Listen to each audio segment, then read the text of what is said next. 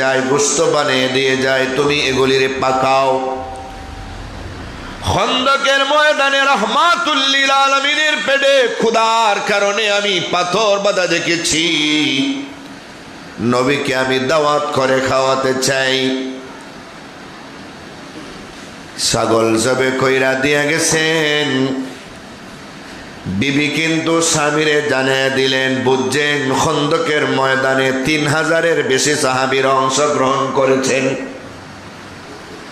জোরে আওয়াজ দিয়ে আপনি দাওয়াত দিতে যাবেন না, নবীরে কানে কানে আস্তে আস্তে বলবেন, আমাদের ব্যবস্থাটাও বলবেন। ছোট্ট একটা ছাগল চানা, সামান্য কিছু আটার রুটি, এটাও বলবেন। আর বলবেন নবী আসেন যেন, আর নবীর সাথে আরো 2-3 জন নবীর পছন্দ অনুযায়ী যেন নিয়ে আসেন, এই কথাটা বলবেন।